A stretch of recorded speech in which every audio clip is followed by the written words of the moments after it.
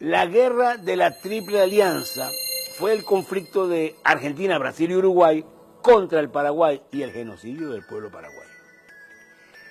La primera causa de esa guerra fue el aislamiento y la soberanía económica del Paraguay, que venía desde las misiones jesuitas y continuó con la independencia bajo sus primeros tres gobiernos, el de Gaspar Rodríguez de Francia, el de Carlos Antonio López y el de su hijo, Francisco Solano López, a quien le tocó combatir y perder la guerra.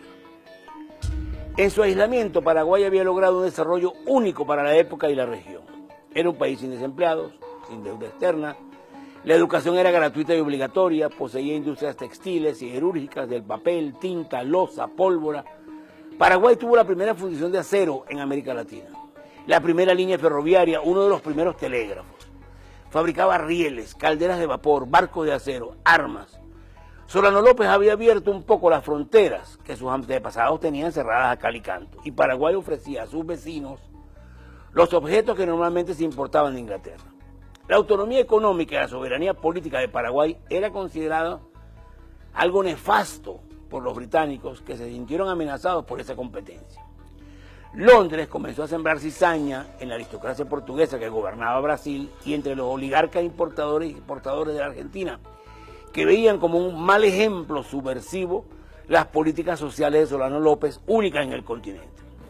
Justo antes de la guerra, como preparación para la misma, Londres ofrece grandes empréstitos. 10 millones de libras esterlinas a Brasil y 3,5 de la Argentina. Además, mientras Argentina y Uruguay exportaban carne y lana, Paraguay producía algodón, ya que sus tierras eran ideales para el cultivo. E Inglaterra necesitaba ese algodón, porque desde hacía algunos años los Estados Unidos, su principal proveedor, estaba inmerso en la guerra de secesión y ya casi no exportaba. Destruir la naciente industria paraguaya e imponer el monocultivo del algodón se volvió una prioridad estratégica para Londres. El conflicto estalló cuando Brasil, entonces imperio bajo la monarquía portuguesa, decide derrocar al gobierno legítimo del Uruguay e invade su territorio. La invasión había sido preparada en Buenos Aires, en secreto, y tenía el visto bueno del presidente Bartolomé Mitre. Uruguay pide ayuda militar a Solano López, quien decide defender al país invadido, su único aliado en la región, y en noviembre del 64 le declara la guerra al Brasil y lo invade por el Mato Grosso. Luego, para auxiliar a Uruguay, pide autorización a Buenos Aires para pasar sus tropas por aguas y tierras argentinas, país que se decía neutral, pero su solicitud es rechazada por Mitre. Todo resulta inútil. El gobierno de Uruguay, sin ayuda externa, invadido por Brasil y bloqueado por la escuadra imperial, es derrocado. Paraguay se ve entonces acorralado y para sobrevivir debe pasar a la ofensiva y asegurar su salida al Atlántico. En abril del 65, tropas paraguayas ocupan la ciudad argentina de Corrientes, forzando a Buenos Aires a entrar en la guerra. Un mes después, Argentina, Brasil y el nuevo gobierno títere uruguayo firmaron el Tratado de la Triple Alianza, en el que fijan los objetivos de la guerra y las condiciones de rendición que se le impondrán al Paraguay. Es la guerra de la Triple Alianza, que va a durar hasta 1870, más de 5 años, y va a causar mucho sufrimiento.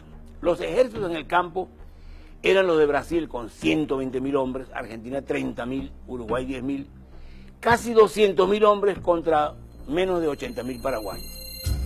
La mayor parte de la guerra fue para los paraguayos de resistencia a la invasión, que comenzó el 16 de abril del 66, cuando un ejército aliado de unos 50.000 hombres cruzó el Paraná y entró al territorio paraguayo. El 18 de abril, las fuerzas aliadas tomaron la fortaleza de Itapirú, que fue reducida a escombros por los cañonazos de la flota brasilera. Debido a la gran cantidad de bajas, a lo largo de la guerra, los combatientes paraguayos fueron cada vez más jóvenes. Al final, eran niños, adolescentes, ancianos y mujeres. El 5 de enero de 1869, las fuerzas brasileras y uruguayas entran en la indefensa capital, Asunción, que fue saqueada, incendiada y sometida a violación colectiva, no salvándose ni a las iglesias ni los hospitales. El general Emilio Mitre, hermano del presidente argentino, se negó a ingresar en la ciudad para, según sus palabras, no autorizar con la presencia de la bandera argentina en la ciudad de Asunción los escándalos inauditos y vergonzosos que han tenido lugar. Pero Solano López no se rindió y siguió dando combates de retirada durante casi un año, hasta el 8 de febrero de 1870, cuando se da el combate, o más bien la masacre de Cerro Corá, sobre la costa del río Aquidamán, en el actual límite con Brasil. Allí, con 409 hombres agotados y mal equipados, Solano López enfrenta a 2.600 brasileños bien armados, hasta que, herido de un lanzazo en el vientre y un sablazo en la cabeza, bañado en sangre y rodeado, se niega a rendirse y combate hasta que lo matan de un balazo. La guerra de la Triple Alianza fue una hecatombe. Además de los combates, el hambre y las epidemias contribuyeron a la mortandad, sobre todo para Paraguay, que va a perder no solo 300.000 kilómetros, sino casi la totalidad de su población. Hoy se discute mucho sobre las bajas paraguayas, que la Enciclopedia Británica de 1911 estimaba en más de 1 millón de personas. Los prisioneros paraguayos, en su mayoría niños y adolescentes, fueron todos vendidos como esclavos a los hacendados del Brasil. Inglaterra y las oligarquías regionales lograron su cometido. Paraguay nunca se recuperó y su ejemplo se perdió en el atraso. Lo que no se perdió es la lección de valor y dignidad de un pueblo que prefirió ser exterminado antes que rendirse a los poderosos. La guerra de la Triple Alianza nos muestra las desgracias que producen los gobernantes lacayos que se unen a los imperios para combatir a sus vecinos y hermanos. ¿Cuándo Paraguay volverá a ser un ejemplo para América? He ahí un muy actual y candente misterio de la historia.